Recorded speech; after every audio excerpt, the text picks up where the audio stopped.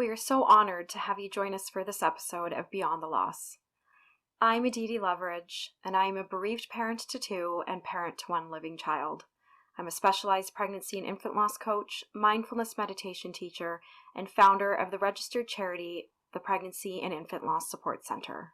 And I'm Danyelle, bereaved parent to my daughter Emelina and parent to two living daughters.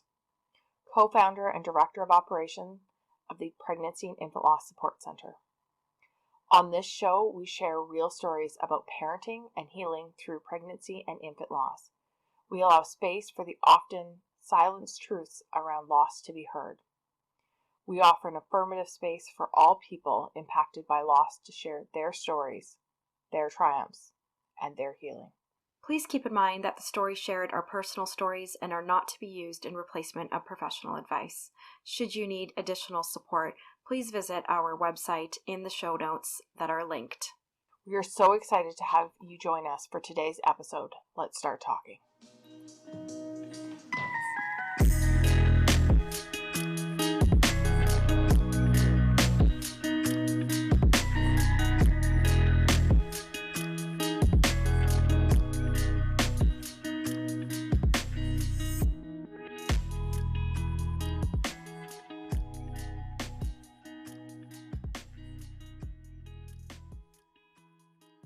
Hello everyone and welcome back to Beyond the Loss. Today we are joined by Rekha Chugh for a very special episode to me, Aditi, as Rekha Chugh is my mom. So very excited to have you on with us, Mom. It feels kind of strange to have you on, but I'm excited to hear your thoughts.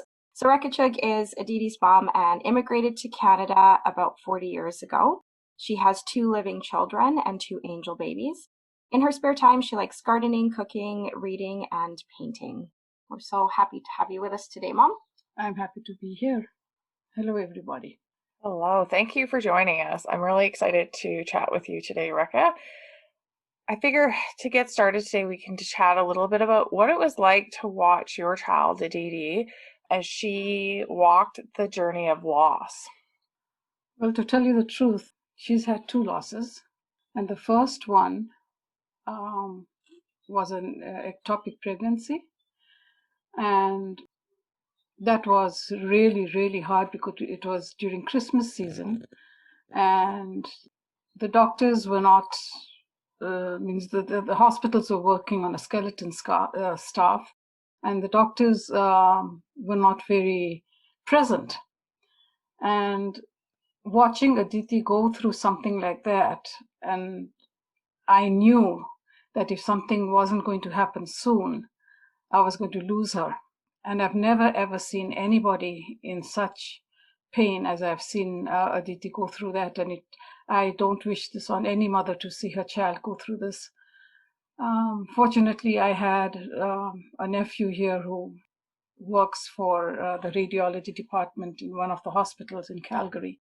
And as a last resort, I called him and said, look, please do something. She needs to be seen ASAP, otherwise I'm going to lose my child. And he did that, and he pulled some strings, and I got Aditi to the radiology department at the hospital right away. And the radiologist there took one look at her and rolled her personally into the emergency room and told the doctors to get going with her. And then she had a emergency surgery, and we were told that if she hadn't been there at that time, it would have been life-threatening for Aditi. So to watch her, and something as simple as that, not being seen by a doctor at the right time, I would have lost my child, and whose fault would have that been? So that impacted me a lot. And then she had a second, what we in the older days used to call it a missed pregnancy. And Aditi, being the courageous woman that she is, that I could not understand why she just didn't go for the usual D&C and get the fetus removed. She decided that she's going to let her body do it when the body is ready on its own. So imagine me coming here every day with Aditi sitting there with, a fetus in her and waiting to abort. And that was so hard because I was not trained to say the right things to her. I really didn't know what to say to her. And even if I did say something, it wasn't the right thing. So I would just sit there in silence, and Aditi would wonder why I'm not saying anything. And that was really, really hard on me because there was no training. There was no right, there was no wrong. I just used to sit there and let her know that I'm there for her. And then watch her actually go through that, the actual loss. I was there at that time too. And to watch that was horrific. But then my hats off to Aditi. She did it all on her own. And that's the time I realized I had given birth to a very strong lady. But it took its toll on me. Well, and it's funny that you say that, like, you didn't know the right thing to do or to say, because I remember when I look back at that time, all I remember, and I'm going to get emotional, because all I remember was you being there. Like, I remember you being there more than my husband, more than anybody. I remember you and my dog Zion, my dog Zion being there. And I remember when I finally birthed that baby, you were there and you cried and you held me. And for those days following, I'll never forget. And I don't know if you even remember, but for those 3 days following, my mom made me rest, like wouldn't let me leave the couch. She gave me massages. She cooked me nourishing and nurturing like food, some like Ayurvedic like foods that like Nana auntie had recommended to help with like the physical healing. And you treated me like a postpartum body, which I was at that time. And it was so powerful to be like cared for in that way after a loss. See, I feel it's so different. I feel I didn't do enough for you. Mm-hmm. Mm-hmm. Rekha, I think when you say you didn't do enough for her, I think a lot of parents can relate the same way, because I know my own mom feels the same way in my loss. She feels like that she could not do enough. However, everything you have provided to Aditi, really, like, that's what she remembers. She remembers you sitting beside her. She remembers, you feeding her and taking care of her. And I think that that's what a postpartum loss, individual really needs. Mm-hmm. We need somebody to take care of us. We need somebody to feed us. Yeah, like you mothered me, and that's what I needed, right? I didn't need the perfect words, or honestly, I don't like, it's funny, Danyelle, because I actually don't even remember what my mom said at all through that whole time.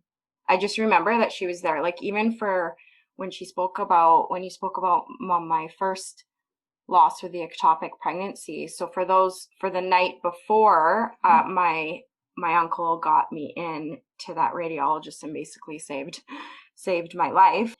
That night I was in the most excruciating pain. Even I thought, I was like, that, like, this is how I die. Like I was coming to grips with it. It was the most excruciating pain I'd been in. And my mom stayed up with me all night and rubbed my back. Literally all night. This woman did not sleep. And so I don't know what you said and if you said the right or wrong thing, but I remember your presence, like, through both of my losses, and then obviously with my birth of my living child as well. So I think it's really neat to hear your perspective. I don't think we've ever really talked about it. We haven't. No. So it's really neat to hear that perspective, because I think we get so focused sometimes on saying the right thing when in reality, 9 years later, I don't remember a single thing you said. I just remember that you were there. Yeah, it's like you remember how she made you feel. Mm-hmm. And I feel like that's what you needed, is you needed somebody to make you, you remember those feelings that she helped you, she helped through, feeding you and rubbing your back and saying out. It's the way people make us feel that we remember. The words, as important as they are, it's the feeling I always feel.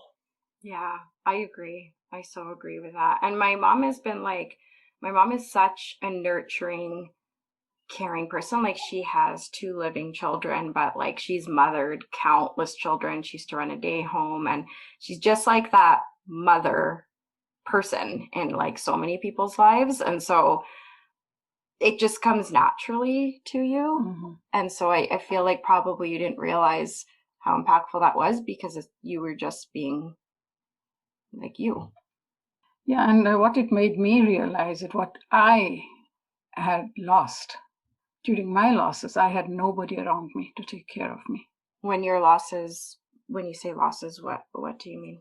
I had 2 miscarriages in India, and the second one was traumatic. But there was nobody around to really take care of me except my husband, and he did a wonderful, wonderful job. I'll always remember what he did for me. But, people wouldn't say the right things to me. They didn't know what to say to me. It was just ignored. I had no healing. I had nobody talk to me about what the losses mean to me. And once Aditi started this center, it made me realize how much I lost during that time, in the way of support and encouragement, and what the mothers really, really need. And that is something that I too later on dealt with after she started her center. So I went through all that healing process on my own. And that has led to some depression even today. But at least now I've dealt with it, and I'm where I am today. Yes, thank you for sharing, Rekha. It sounds like through Aditi's loss, you were able to go through your own loss. And would you say that impacted the way that you supported Aditi? Yes. Yeah. Because I wanted to be for her the way nobody was there for me. Yeah.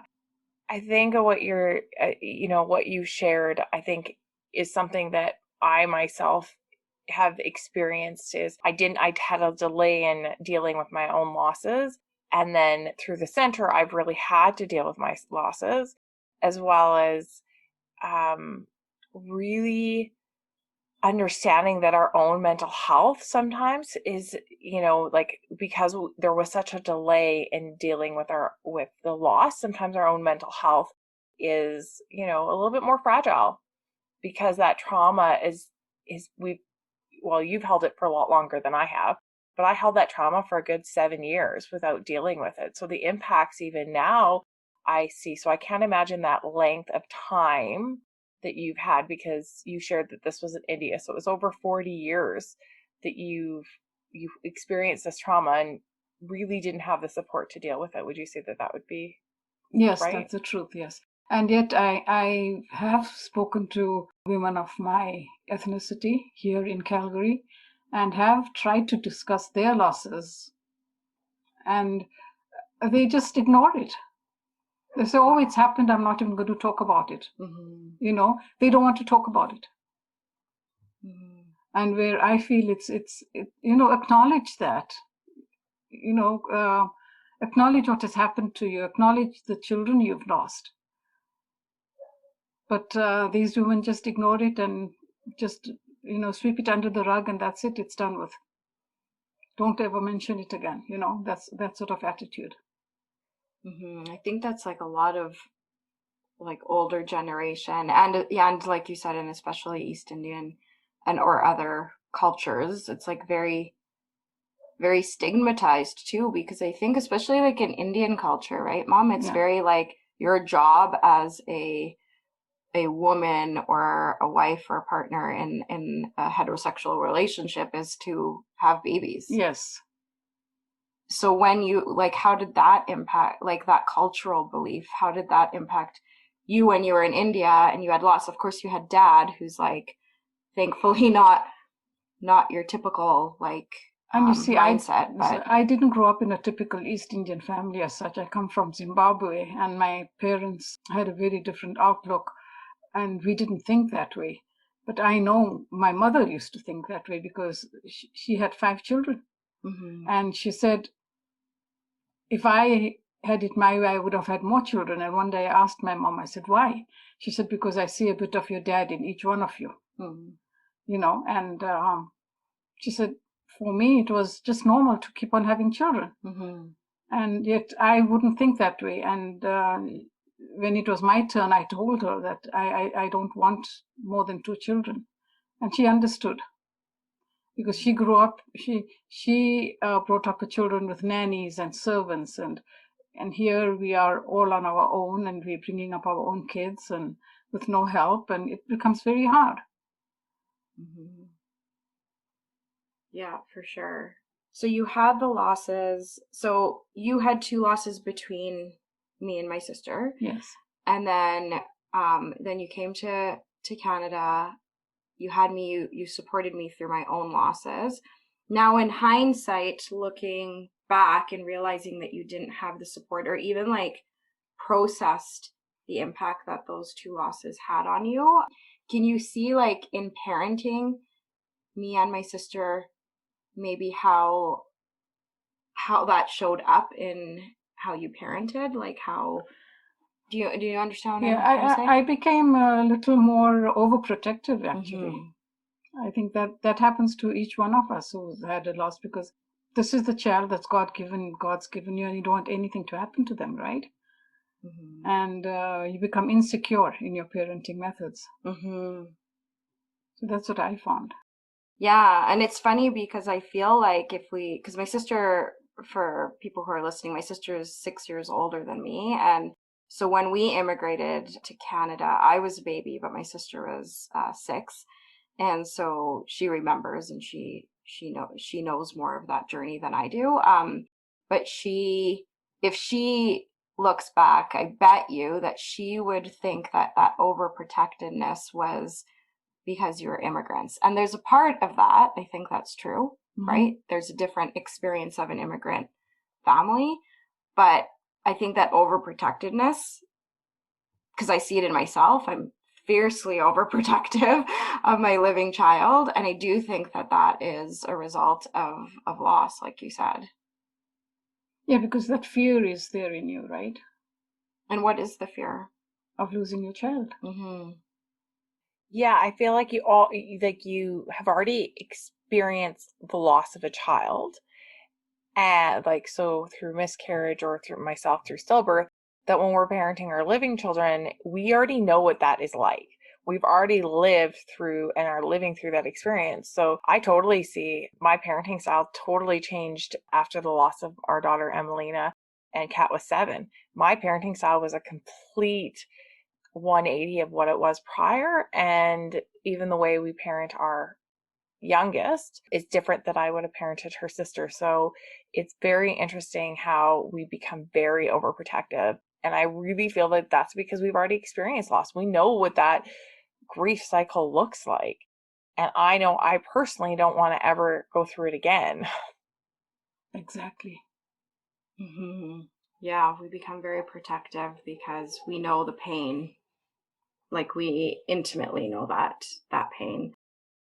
I have a question, Mom, because I don't know that we ever talked about it. But so for those of you who don't know, but when I experienced my losses, I did not have any living children. I only now have my one living child who was the result of my 3rd pregnancy. So you didn't have, and my sister does not have children either. So I was your token to grandparenthood. So when I went through the first 2 losses, how did that impact like you as a person? Yeah, as a grandparent. Well, it was very disappointing. And to watch you go through what you went through, especially, I remember going to the clinic there, and you had gone in for your ultrasound, and all the other mothers are walking out of there with pictures of their unborn baby, and you were told that there's no baby to take a picture of.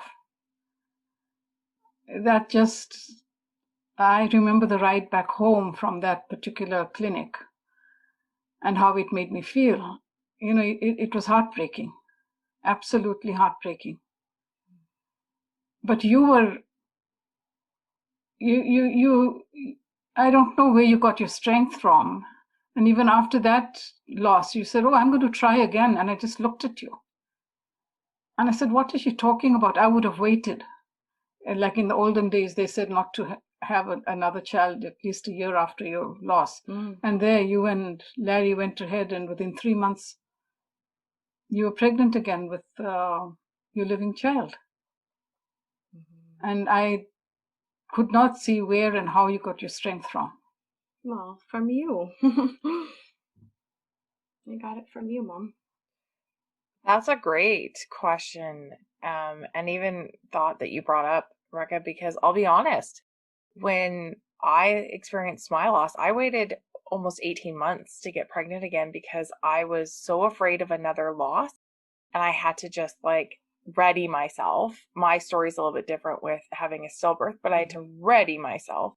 So when people do try again quickly, like Aditi, I'm always like, wow, you have so much strength and so much power to be able to do that.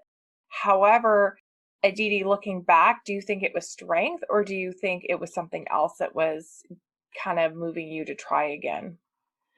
For me, I would say it was strength because that second loss I did. So it was 5 weeks. I waited after we found out that we had lost the baby. I waited 5 weeks before my body let go of that baby. So 5 weeks is a really long time to hold both life and death inside of you. It was one of the most, I still think like that experience, even though it resulted not in a living child, that experience was probably the most empowering, most healing experience of my life.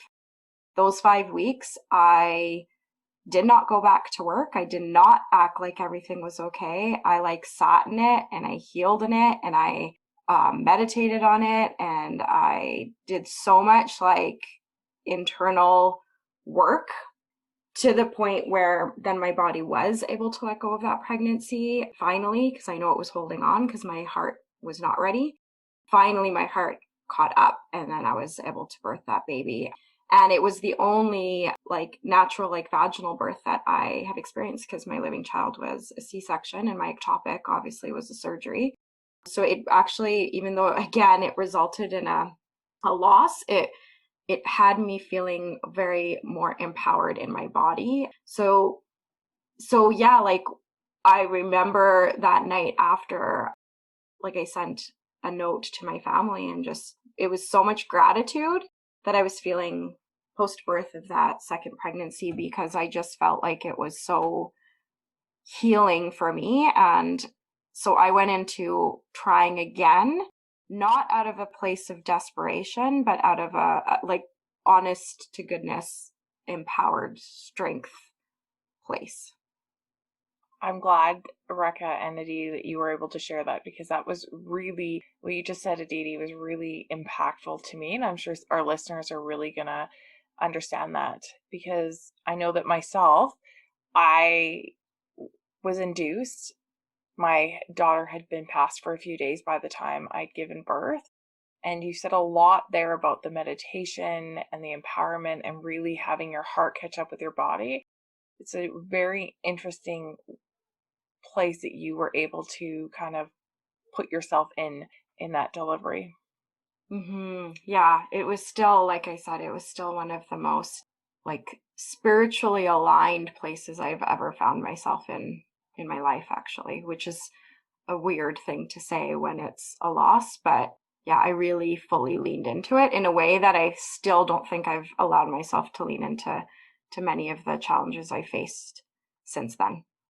So it's an interesting space. And my mom was there through that whole 5 weeks I used to be and here every day. yeah, every day. And then when the labor started and when I was here, she was like right with me and yeah, just honored that journey for me. Never pressured me to go back to work, never pressured me to like do anything that I wasn't ready for, which yeah, I guess now, like you said, you supported me in the way that you wish you had been supported. And I think that makes a lot of sense now looking back.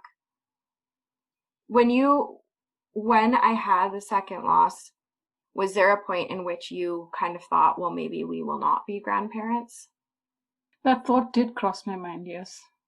But I would have been fine with it. Yeah. Yeah, if that would have happened, I would have been fine with it. But I thank you again for giving us our grandchild, because your kiddo is just the most wonderful thing that's ever happened to all of us. This is true. I can contest.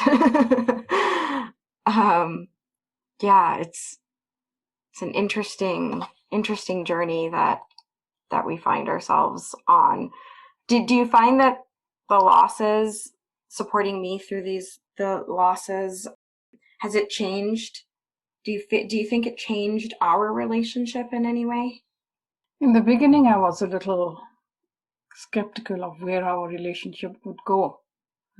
But in a lot of ways, it's brought us closer, much closer.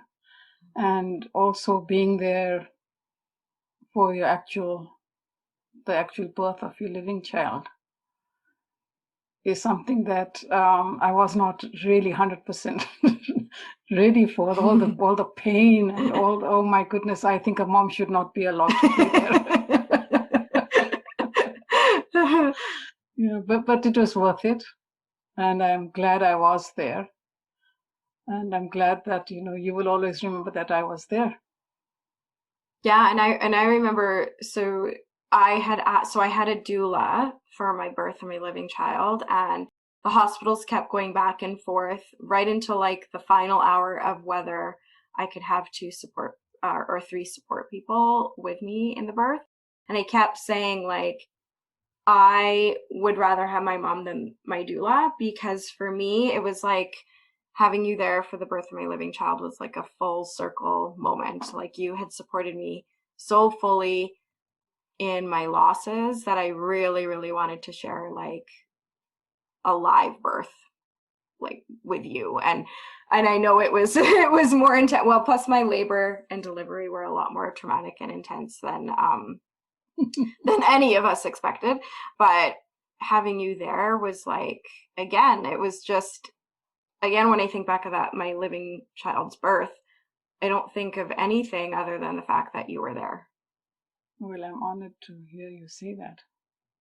Yeah, you've always just been there. I had a really hard postpartum with my living child, and I remember you being here. Like, my mom moved in with us for 6 weeks to help because I had a C-section and I was having trouble breastfeeding, so she helped with feeding and, like, again, nurturing me, like cooking for me. And like in India, they have where in postpartum, like the mother doesn't leave the house for 40 days and she's taken care of. And I really felt like I got that experience with the help of you.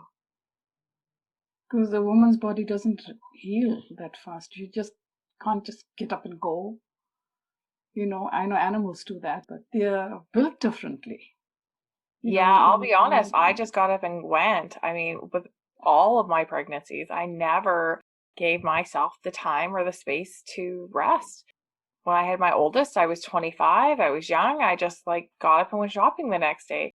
My rainbow child, or my youngest child, I had no family here and no support. So like when I hear that you moved in and that you were able to help her in postpartum, it makes my heart so happy that people have that support, because that is the support I wish I would have had. I didn't think ahead that I would need it. I thought I was invincible, and yet I was far from invincible trying to parent a 9-year-old and an infant all at the same time.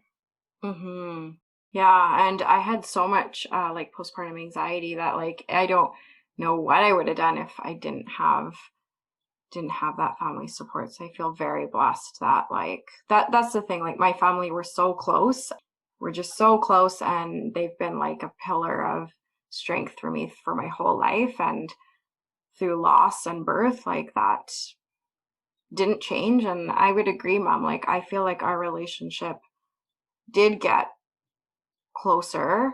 I was also worried, especially after my postpartum, I was worried that it would have been impacted negatively, but it hasn't. I think as mothers, I think we have like a very deep understanding of what this like what this Yes. journey entails and the impact of like loss and life is. Exactly.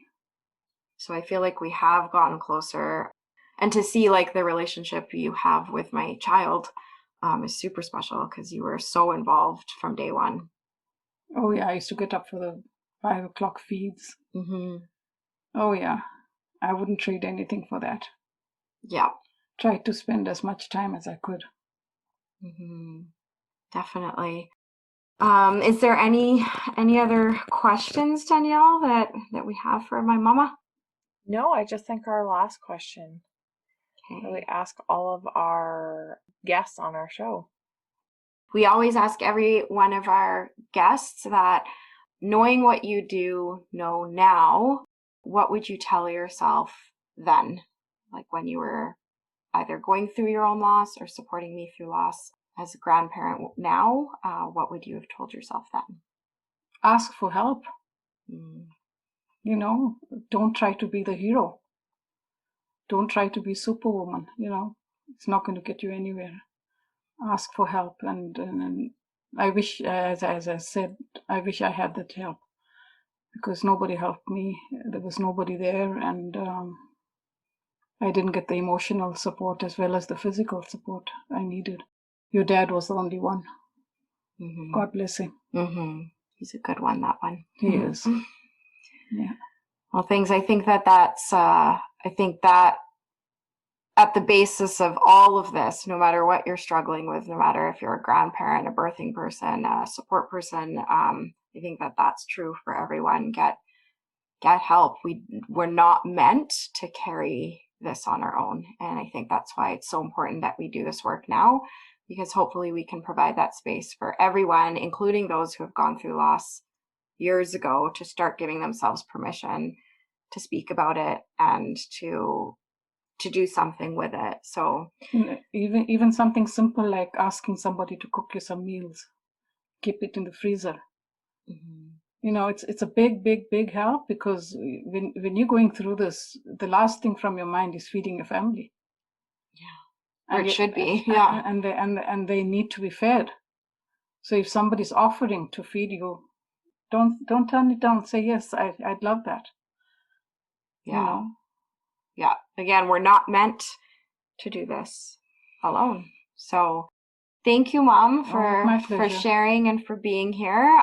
For those of you who are listening, you might have a grandparent in your life, or you might be a grandparent who is either supporting your own child through loss or has gone through loss yourself, whatever that might look like. We at the Pregnancy and Infant Loss Support Center, we support all people impacted by loss. That includes grandparents.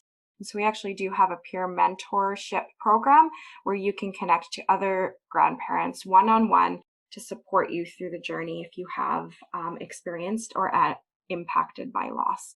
So you can visit our website, which is in the show notes, to get connected with us. Again, we're not meant to do this alone, and there's a community of support waiting for you if you would like.